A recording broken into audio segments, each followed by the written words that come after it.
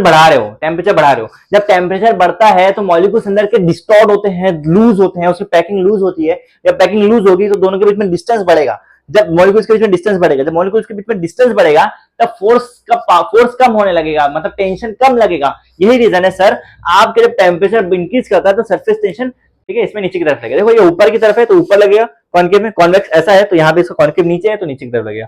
Concave का concave ऊपर है, कॉन्वेक्स का कॉन्केव नीचे है, ठीक है, समझा? बाकी इजी है चीजें, क्लियर। 80 में एक टेंजेंट बनाया, ये टेंजेंट सॉरी ये टेंजेंट और सॉलिड का सरफेस है ना, इसके बीच में जो थीटा है ये 90 डिग्री होना चाहिए। अब सर देखो ध्यान से, ये क्या 90 डिग्री दिख रहा है क्या आपको? कहीं से भी 90 डिग्री दिख रहा है? 90 डिग्री दिख रहा है? नहीं ना सर, 90 डिग्री नहीं दिख रहा है। तो यही 90 डिग्री को अटेन करने के लिए, मिलाने के लिए ये लिक्विड ऊपर की तरफ उठ जाता है। क्या बोला मैंने? हेलो हेलो हेलो हेलो, नमस्ते, आदाब, सत श्री अकाल, अस्सलाम वालेकुम। Hey champ, this is Saif Zubair Khan, your host and faculty, welcoming on this very amazing platform of Edunation academy. तो आज हम इस लेसन का चौथा लेक्चर स्टार्ट करेंगे। अब हमने ऑलरेडी 3 लेक्चर देख चुके हैं जिसमें हमने सारी बेसिक्स बात की, इंक्लूडिंग और सरफेस टेंशन भी हमने लास्ट लेक्चर में कवर कर लिया है। अगर सरफेस टेंशन वाला लेक्चर छूट गया तो पहले उसको पक्का कर लेना, उसके बाद ही यहाँ पे आना, क्योंकि दोनों इंटरकनेक्ट है आपस में, ठीक है। आई रिपीट, पहले उसको अच्छे से कर लेना, उसके बाद ही इसमें आना, ठीक है, क्योंकि समझेगी नहीं कहानी। और समय ऐसा हमको कर रहा नहीं सर, मेहनत कर रहे हैं, क्लास अटेंड कर रहे हैं, ऑनलाइन क्लास तो ऐसी इतनी हेक्टिक होती है, उसके बाद भी चीजें ना समझे तो कितना भारी पड़ता है। इसलिए चीजों को आसान करने के लिए पहले प्रीवियस लेक्चर सारे कर लो, उसके बाद ही आ जाना, ठीक है। तो फटाफट शुरुआत करते हैं आज के लेक्चर के लिए सर। तो आज हमको बेसिक देखना क्या है? आज हमको देखना है एक टॉपिक जिसका नाम है angle of contact. Angle of contact मतलब इसमें नाम से क्या समझ में आ रहा है आपको सर? हमको कॉन्टैक्ट का एंगल निकालना है। आप कॉन्टैक्ट किसके किसके बीच में कॉन्टैक्ट बात करेंगे सर? किसके किसी कॉन्टैक्ट के बीच में बात करेंगे? तो हम यहाँ फ्लूइड्स की बात कर रहे हैं, तो फ्लूइड्स मतलब फ्लूइड्स और उसका कंटेनर जो रहेगा उसके लिए बात करेंगे। तो इसमें कॉन्टैक्ट जो है फ्लूइड्स का 3 टाइप में होता है। 3 टाइप में होता है सर। मैं पहले 3 अलग अलग जगह बना लेता हूँ ताकि आपको समझाने ईजी हो। 3 टाइप के कॉन्टैक्ट होते हैं इसमें, 3 टाइप के कॉन्टैक्ट होते हैं। एक तो होता है आपका, एक आपका होता है ऐसा ऐसा, एक आपका होता है ऐसा, एक आपका होता है सिंपल ऐसा। देखो बेसिकली क्या होता है, इसको हम बोलते हैं जो ऐसा कांटेक्ट बनता है सर, ऐसा एंगल, ऐसा कांटेक्ट बनता है। ये जो कांटेक्ट हो रहा है, पहले कांटेक्ट के बीच में एक एंगल बनेगा, एंगल बना, यहाँ पे भी एक एंगल बनेगा, यहाँ पे भी एक एंगल बनेगा, कुछ भी एंगल है यहाँ पे एक एंगल बनेगा। इस एंगल को बोलेंगे हम सर कांटेक्ट एंगल, या फिर एंगल ऑफ कांटेक्ट, जो हमको मतलब बेसिकली ये ही एंगल को बोलेंगे एंगल ऑफ कांटेक्ट। अब देखो ध्यान से, इस टाइप का जो ऐसा स्ट्रक्चर दिख रहा है इसको बोलते हैं हम सर, ऐसे टाइप के स्ट्रक्चर को हम बोलते हैं, ये इसको बोलते हैं हम, इसको हम बोलते हैं कॉनकेव, इसको बोलते हैं कॉनकेव, इसको बोलते हैं कॉन्वेक्स, और ये प्लेन, सिंपल, ठीक है। एक होता है कॉनकेव, एक होता है कॉन्वेक्स, एक होता है प्लेन, ठीक है, ठीक है। कॉन्टैक्ट 3 टाइप में होता है सर, कैसे कैसे होता है? एक होता है कॉनकेव, एक होता है कॉन्वेक्स और एक होता है प्लेन, प्लेन, ठीक है। और ये आपका एंगल ऑफ कांटेक्ट है, जो थीटा है आपका सर, ये थीटा ही आपका एंगल ऑफ कांटेक्ट है, एंगल ऑफ कांटेक्ट ये थीटा है। अब कहानी देखो क्या होती है, यहाँ पे ना बेसिकली जो ऐसा टाइप का एंगल मिलता है, ऐसा टाइप का स्ट्रक्चर दिख रहा है, ये कहीं, ये कभी भी ना ऐसा केरोसिन टाइप है, एग्जांपल इसका केरोसिन, ये केरोसिन में ऐसा ही दिखता है, ठीक है, ऐसा। और ये जो ऐसा दिख रहा है, ये ऐसा अपर टाइप में कॉन्वेक्स, ये आपका मर्क्यूरी में दिखता है, ये मर्क्यूरी में दिखता है, और ये आपका वाटर में दिखता है, पानी में। बेसिकली ऐसा आखिर में ना थोड़ा सा उठा हुआ रहता है, थोड़ा सा हल्का सा उठा हुआ रहता है, फिर भी हल्का सा थोड़ा ऊपर की तरफ रहता है पानी में भी, रियल अगर बोलूं तो, ठीक है। तो क्या क्या है, केरोसिन में ऐसा दिखेगा, मर्क्यूरी में ऐसा, वाटर में ऐसा। अभी ध्यान से देखो, इसे कुछ एंगल अगर मैं बनाऊं, यहां से अगर मैं एंगल बनाऊं तो एंगल देखो मैं कैसा बनेगा, ये जो एंगल है एक ऐसा जा रहा है, ये ऐसा, इसका टेंजेंट बनाऊंगा तो कुछ नीचे की तरफ आएगा ऐसा, यहाँ पे टेंजेंट बनाऊंगा तो कुछ ऐसा ऊपर की तरफ जाएगा, और यहाँ पे सिर्फ लाइन ही डायरेक्ट है। तो बेसिकली यहाँ पे देखो एंगल जो है ना, एंगल वो 90 से कम बन रहा है।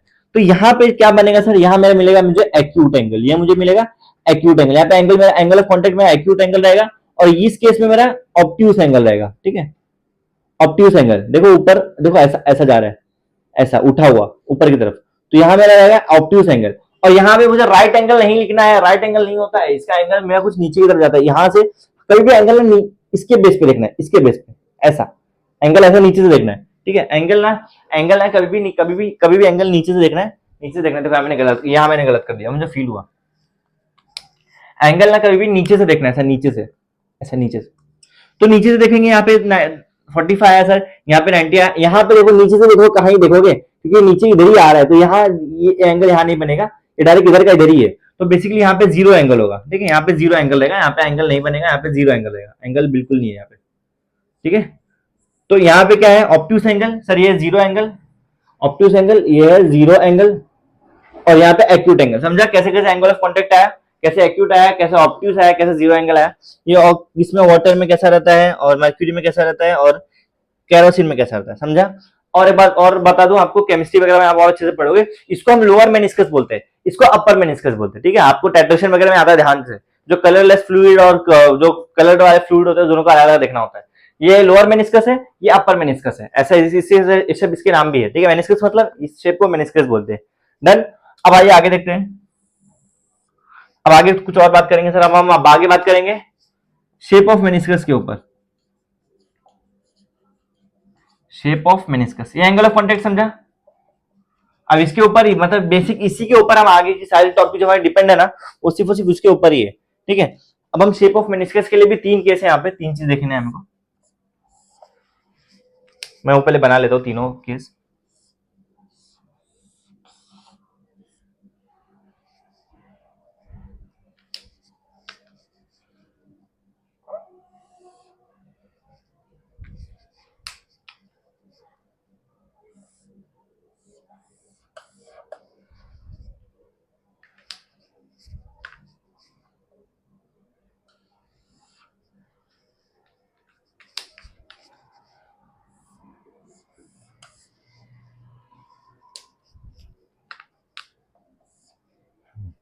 बेसिकली ये है मेरा, ये मेरा सॉलिड है, ये मेरा सॉलिड है, ये मेरा लिक्विड है, ये फ्लूइड बोल दो आप, ये मेरा एयर है। सेम ऐसे तीनों में solid liquid air, solid liquid air, solid liquid air, तीनों में ऐसा ही है। अब तीनों में एक चीज और देखोगे आप, एक जगह कॉन्केव है, एक जगह कॉन्वेक्स है, एक जगह प्लेन है, एक जगह कॉन्केव है, एक जगह प्लेन है, कॉन्वेक्स है, एक जगह प्लेन है। ठीक है, समझा। अब देखो ध्यान से, यहाँ पे एक पॉइंट इमेजिन करूंगा मैं, पहले इसकी बात करता हूँ। एक पॉइंट इमेजिन करा, अब इस पॉइंट पे मेरे कौन कौन से फोर्स लग रहे हैं वो मुझे देखना है, कौन कौन से फोर्स लग रहे हैं। फॉर एग्जाम्पल एक फोर्स लग रहा है मेरा ये।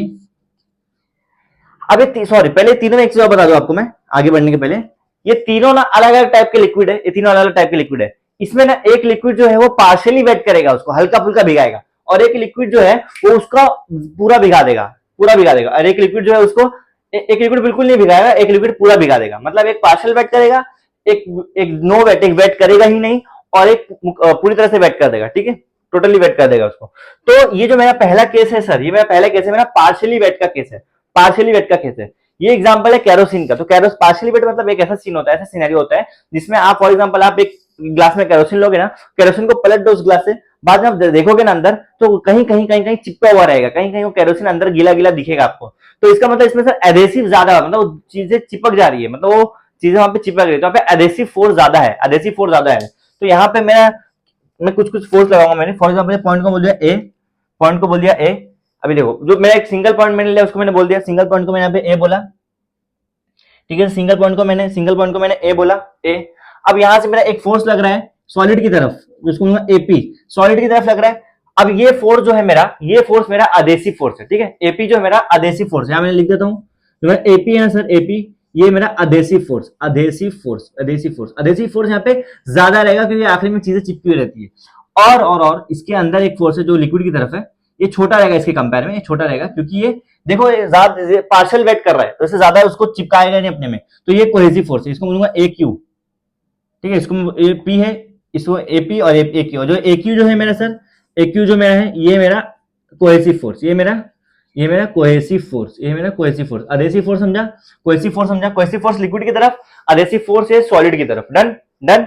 अब ये दोनों का अगर रिजल्टेंट निकालू मैं, ये दोनों का रिजल्टेंट, तो पैरेललोग्राम लॉ क्या बोलता है सर, पैरेललोग्राम लॉ, अगर यहाँ पैरेललोग्राम लॉ बनाओ, ऐसा है ऐसा, तो दोनों के बीच में इसका रिजल्टेंट ऐसा आएगा, अंदर की तरफ, अंदर की तरफ, अंदर की तरफ। तो ये जो रिजल्टेंट है इसको बोलूंगा आर, इसको मैं आर बोल देता हूँ। ठीक है, आर। तो बेसिकली जो मेरा आर है, ए आर, ये जो मेरा ए आर है, ए आर मेरा सर यहाँ पे क्या रिजल्टेंट, ये मेरा ए आर क्या रिजल्टेंट, ये दोनों का रिजल्टेंट मेरा क्या है, ए आर, ए आर। अभी देखो ये जो मेरा शेप दिख रहा है ऐसा वाला, ये शेप में अगर मैं इसका टेंजेंट बनाऊं, टेंजेंट क्या बनाऊं, टेंजेंट, टेंजेंट बनाओ, तो टेंजेंट देखो ऐसा आएगा डायरेक्ट अंदर। अब मैं सही से बना नहीं है, उस सर्कल को होते डायरेक्ट हमारा टच होते हुए अंदर की तरफ आएगा, इसको बोल दूंगा एटी, एटी।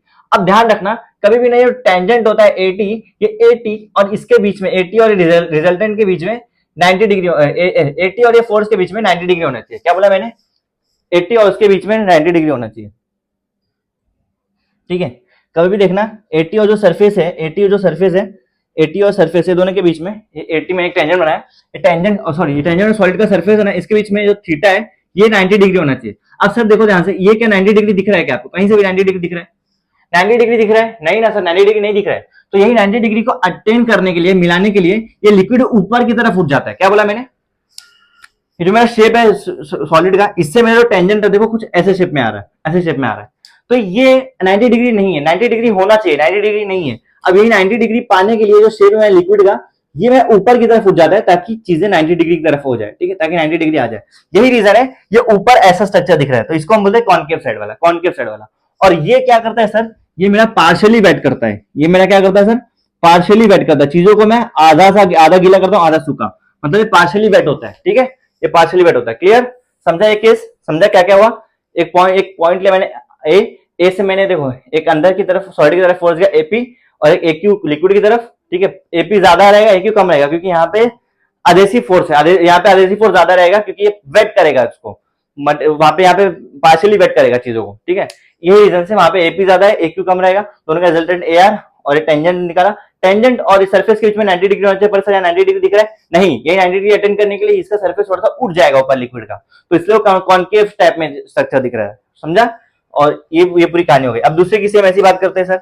यहाँ पे क्या होगा? यहाँ पे सेम एक पॉइंट लेता हूं मैं ए, ये पॉइंट लिया ए, सेम सॉलिड की तरफ एक फोर्स लगा जिसको मैं बोलूंगा सर यहाँ पे, देखो ये जो सिनेरियो है ना, जो दूसरा सिनेरियो है कॉन्वेक्स का, ये वेट नहीं करता। ये मर्क्यूरी का एग्जांपल है। मर्क्यूरी को आप कहीं भी रखो वेट नहीं होता, स्लाइम जैसा रहता है, सतत हिलता रहता है।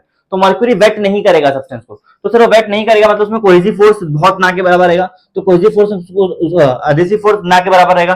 तो इसको मैं सिंपली ऐसा लिख देता हूँ, सिंपली इसको मैं छोटा कर देता हूँ, तो ये जो इसको मैं बोलूंगा एपी, और यहाँ पे जो कोहेसिव फोर्स है मेरा अच्छा खासा रहेगा, ठीक है, क्योंकि वो चीजें वहां पे वेट नहीं कर रहा है, सिर्फ मॉलिक्यूल का ही है, तो यहाँ वेट नहीं हो रहा है, इसलिए कोहेसिव फोर्स ज्यादा रहेगा, तो ए क्यू जो है मेरा ज्यादा है। तो यहाँ पे सेम वैसे ही एपी जो है मेरा, ये मैं लिखने की जरूरत नहीं ना दोबारा, एपी कोहेसिव है या अधेसिव है, वहां ऑलरेडी लिखा हुआ है, ठीक है, तो इसका यहाँ पे नहीं लिखता हूँ, ठीक है।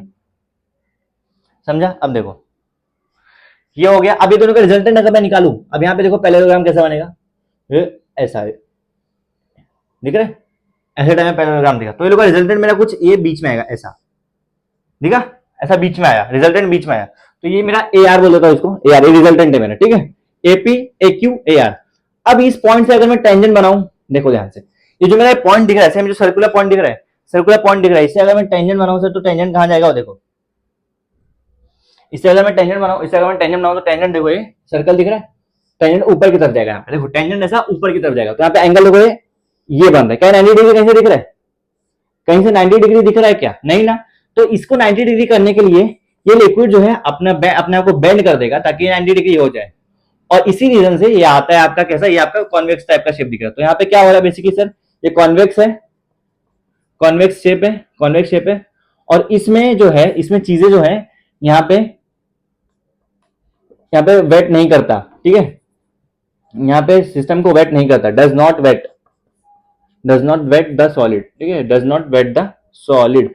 एग्जाम्पल है इसका, एग्जाम्पल है आपका सर मर्क्यूरी, इसका एग्जाम्पल है मर्क्यूरी। समझा? इजी, ये दूसरा पार्ट समझा, इजी है, यहाँ पे यहाँ तक इजी है, क्लियर। अब जो लास्ट वाला पार्ट दिख रहा है आपको, ये लास्ट वाला पार्ट दिख रहा है, इसमें क्या होगा, इसमें ये पूरा वेट करेगा, तो ये एपी, ये आपका सॉलिड की तरफ ये ए पॉइंट है, यहां से एक सॉलिड की तरफ ये, और सेम यही पॉइंट पे आपका आ जाएगा कोहेसिव भी यही पॉइंट पे आ जाएगा, क्यू भी यही पॉइंट पे आ जाएगा। सर दोनों सेम है, दोनों सेम ही साइड है, दोनों का रिजल्टेंट भी इधर ही आएगा, दोनों सेम डायरेक्शन, वेक्टर के लॉ डालो ना, दोनों सेम है, दोनों का रिजल्टेंट भी इधर ही आएगा। तो इन शॉर्ट सर बेसिकली क्या हो रहा है, ये एग्जांपल किसका है, वाटर का, ये क्या है, प्लेन मेनिस्कस है, और ये सर क्या करेगा, यहाँ पे ना कंप्लीटली वेट हो जाएगा, ये जो चीजें हैं पूरी कंप्लीटली वेट की, यहाँ चीज पूरी कंप्लीटली वेट हो जाएगी, क्योंकि दोनों भी फोर्स इधर ही है, और दोनों का रिजल्टेंट भी यहीं पे आएगा, और जब टेंजेंट बनाऊंगा तो यहाँ पे सीधा नीचे जाएगा ये, ठीक है, ऐसा नीचे जाएगा ऐसा। तो यहाँ पे बेसिकली ये क्या हो जाएगा, जीरो एंगल, 90 डिग्री नहीं लिखना, 90 डिग्री नहीं है, इसको बोलते हैं यहीं से एंगल है ना, सरफेस एंगल लेंगे तो नीचे ही रहेगा, तो सर ये सर जीरो एंगल है, क्या है, जीरो एंगल। समझा? ये इंपॉर्टेंट पार्ट था जीरो एंगल वाला, ये पूछता एमसीक्यू वगैरह में। समझा? क्लियर? इजी है। समझा? तीनों टाइप के मेनिस्कस, कैसा convex concave meniscus, convex meniscus और ये आपका प्लेन मेनिस्कस। तीनों समझा, तीनों के वो एक्सप्रेशन समझे तीनों के। इजी है, इजी। आगे बढ़े, आगे बढ़े, देख लो इसको एक बार अच्छे से, ठीक है।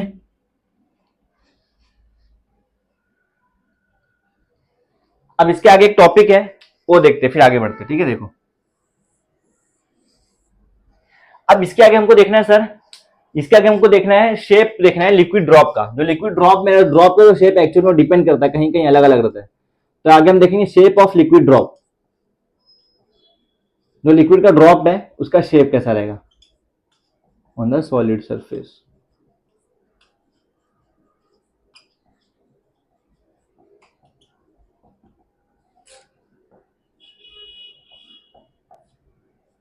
तो समझने के लिए पहले मैं एक डायग्राम बना लेता हूं, उसके बाद चीज आगे करते हैं, ठीक है। अब देखो ये मेरा सॉलिड, सॉलिड सॉलिड के ऊपर है मेरी बूंद, ड्रॉप, सॉलिड, ठीक है। यहां मेरा कुछ फोर्स लगेगा, इस तरफ T3, इस तरफ T2, tension, tension T3 T2,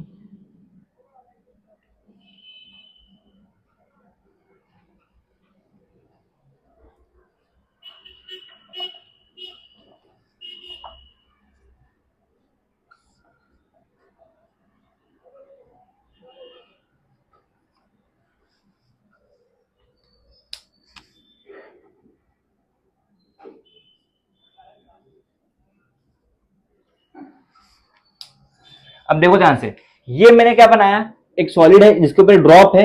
ये ड्रॉप जो है सर, इसके ऊपर तीन टेंशन, तीन टाइप की टेंशन लग रही है। एक आपका ये T1 T2 T3, T1 T2 T3, क्या लगा, T1 इधर, T2 इधर, T3 ऊपर, ठीक है।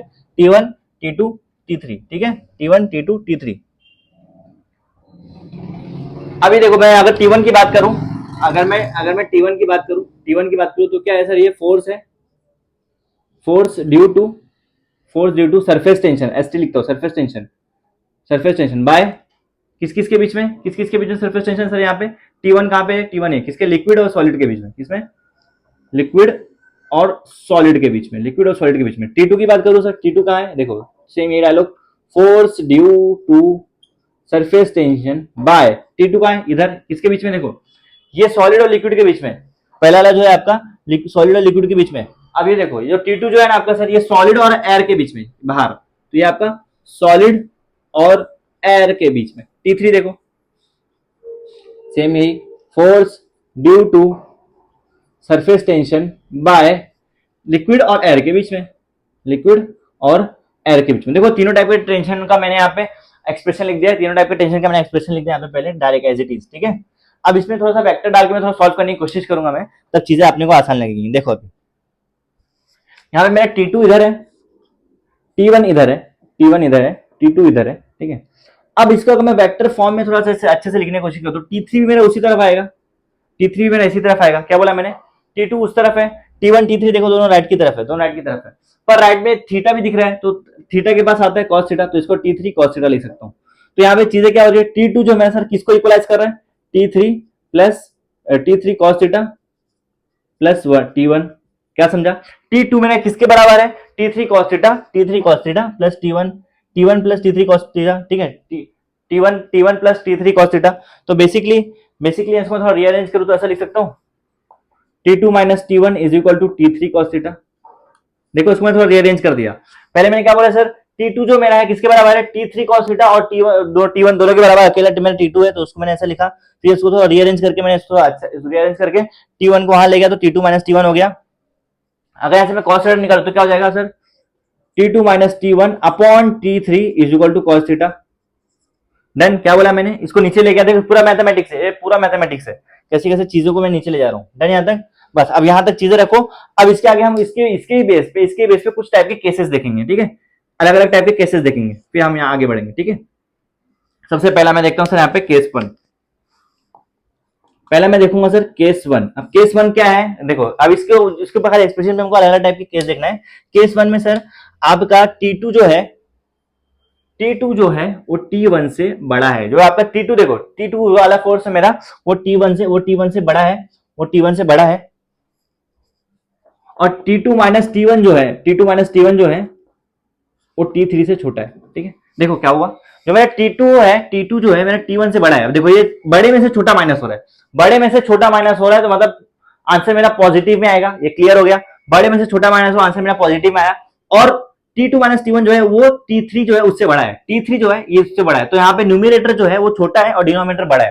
क्या बोला मैंने, न्यूमिनेटर मेरा छोटा है, न्यूमिनेटर मेरा ऊपर का वाला न्यूमिनेटर मेरा छोटा है, न्यूमिनेटर छोटा है, और जो मेरा नीचे का T3 है वो मेरा बड़ा है, T3 बड़ा है। ठीक है, T3 बड़ा है। तो यहाँ पे बेसिकली क्या होगा, यहाँ पे cos थीटा जो आपका आएगा पॉजिटिव, cos थीटा मेरा पॉजिटिव आएगा, cos थीटा पॉजिटिव आएगा। और जब सर cos थीटा पॉजिटिव कब आता है, यहाँ पे आपको cos थीटा ग्राफ ध्यान में रखना है।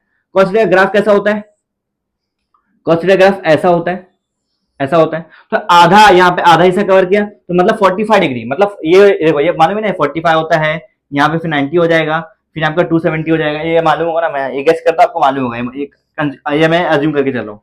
तो इतना हिस्सा मेरा 45, अगर नहीं आता तो कमेंट में डाल देना, वो मैं अलग से कवर कर लूंगा वीडियो में। ठीक है, ये मेरा 45 डिग्री, ये मैं 45 डिग्री मतलब पॉजिटिव मेरा कहाँ आ रहा है 45 के अंदर में। तो 45 के अंदर में कौन सा एंगल होता है सर, एक्यूट। तो यहाँ पे मेरा क्या कौन सा एंगल बनेगा सर, एक्यूट एंगल। कैसा बनेगा, एक्यूट एंगल। कैसे बनेगा, एक्यूट एंगल। तो मेरा यहाँ पे ड्रॉप कैसे बन जाएगा, ड्रॉप मेरा सिंपली कैसे बन जाएगा, यहाँ पे मैं बना देता हूँ।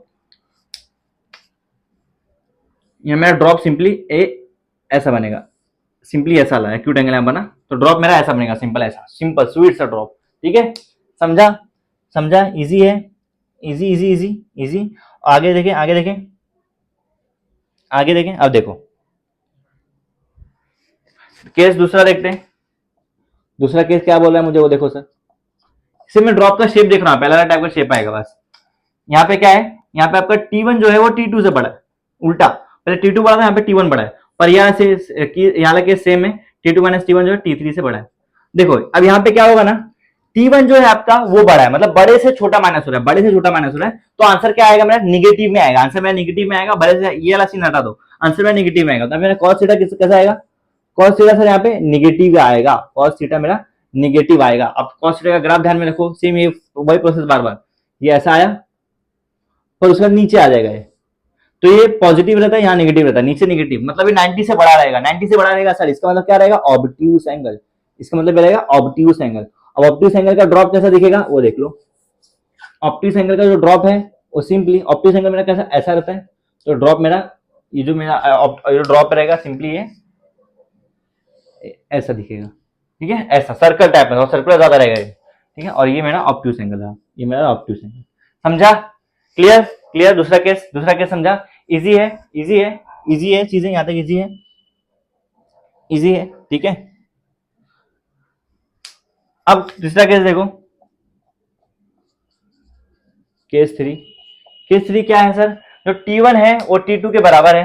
T1 जो है सर वो T2 के बराबर है। जब T1 T2 के बराबर रहेगा, जब T1 देखो T1 यहाँ पे T2 के बराबर, जब T1 T2 के बराबर रहेगा तो आपका cos थीटा क्या है, cos थीटा यहाँ पे आपका आ जाएगा 0, cos थीटा 0। और cos थीटा 0 कब आता है सर, 90 डिग्री पे आता है, 90 डिग्री पे। और 90 डिग्री जो होता है, 90 डिग्री का जो ड्रॉप है वो एग्जिस्ट ही नहीं करता, वो बनता ही नहीं है। तो सर ये पॉसिबल नहीं है, ये वाला केस पॉसिबल नहीं है ड्रॉप के, ड्रॉप फॉर्मेशन के लिए केस पॉसिबल नहीं है, this is not possible. 90 degree के ड्रॉप कभी नहीं बनते, this is not possible. 90 degree पे, कभी 90 डिग्री पे राइट एंगल पे ड्रॉप फॉर्मेशन नहीं होता। आई रिपीट, 90 डिग्री पे सर ड्रॉप फॉर्मेशन नहीं होता, ड्रॉप फॉर्मेशन नहीं होता। समझा, समझा, इजी इजी।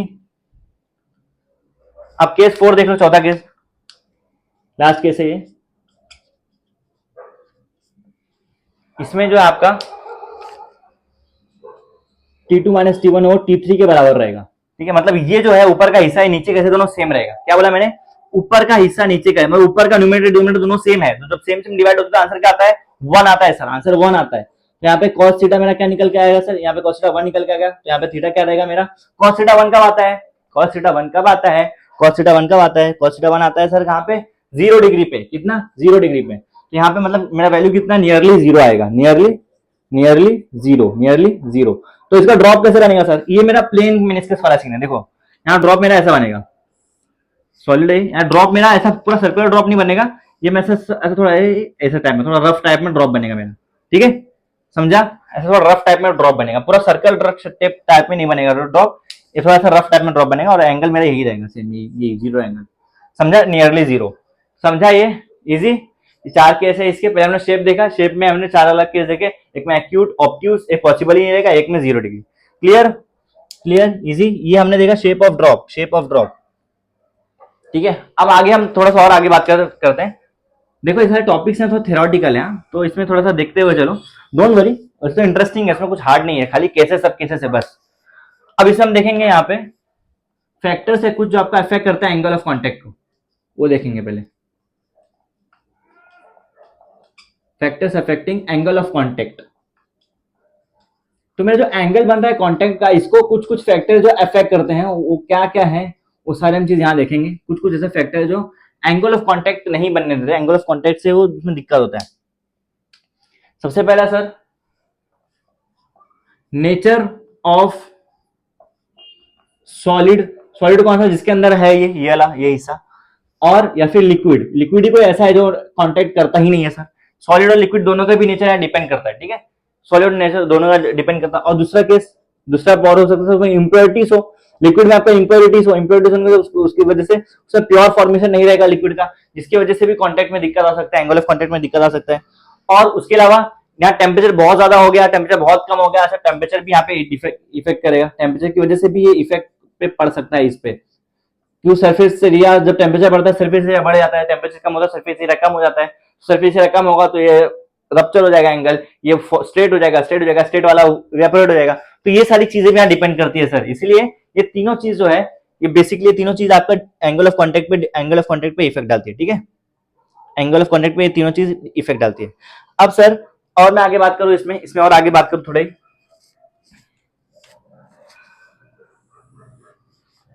थोड़ी और आगे बात करनी, इसमें और डिटेल में आएंगे अपन, तो देखेंगे हम लोग इसमें ना एक्चुअल में इंप्योरिटीज का इफेक्ट क्या होता है, देखो वो देखेंगे, इफेक्ट ऑफ इंप्योरिटीज और temperature, impurities and temperature on surface tension, ठीक है, वो देखेंगे। सर सरफेस इंप्योरिटी से क्या क्या चीजें होती हैं, सरफेस टेंशन से क्या क्या चीजें होती हैं, कैसे इफेक्ट करता है वो देखते हैं, चलो।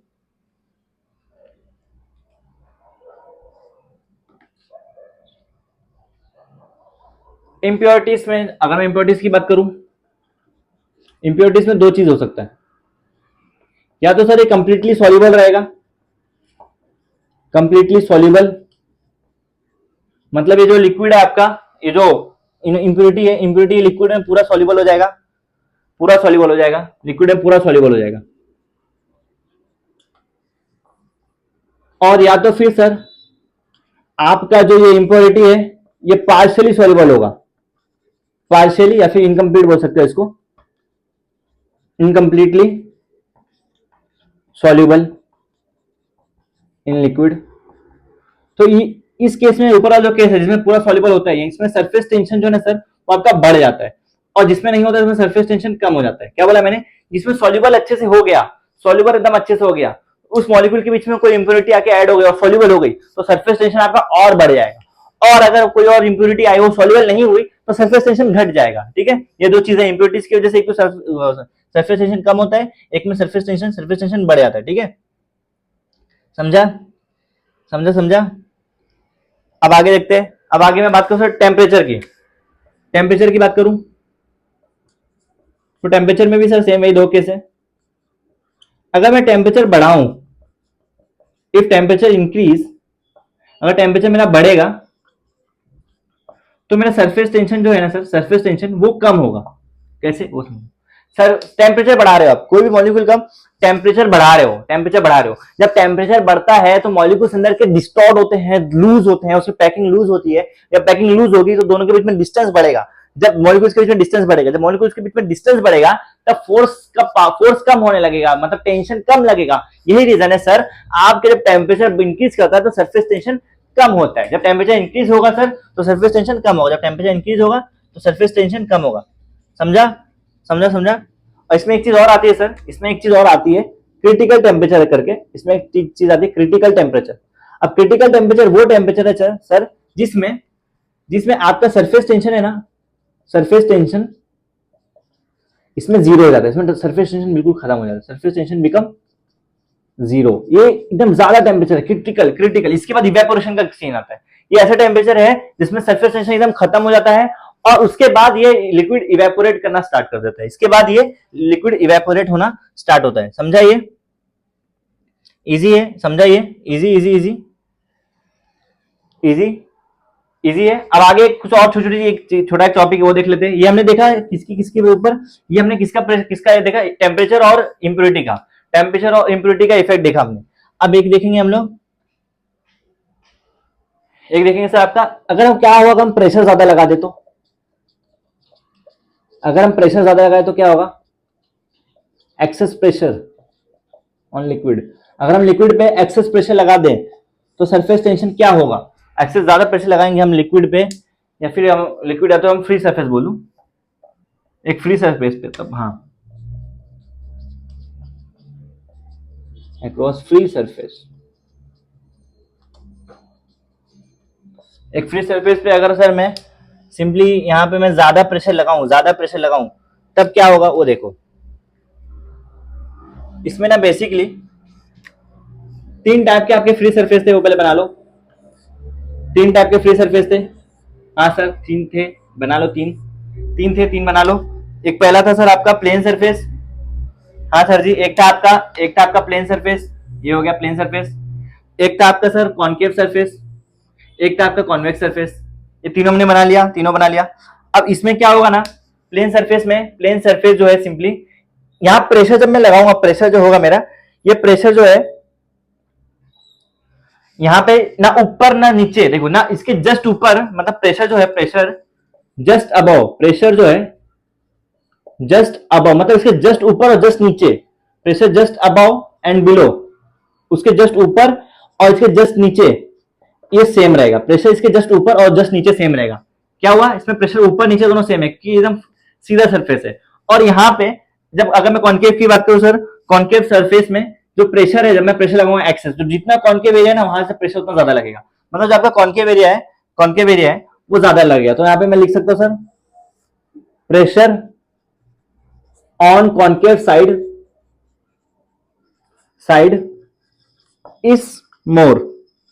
is more than other sides of liquid, ठीक है, then other side of liquid. जहां पे कॉन्केव है, ये चीज याद रखना, जहां कॉन्केव है वहां पे प्रेशर ज्यादा लगेगा, जहां कॉन्केव है वहां प्रेशर ज्यादा लगेगा, ठीक है। ये साइड में और ये साइड में कम लगेगा एज कंपेयर टू ये साइड, ठीक है। मेन जहां पे कॉन्केव साइड है वहां पे ज्यादा लगेगा। डन यहां तक डन।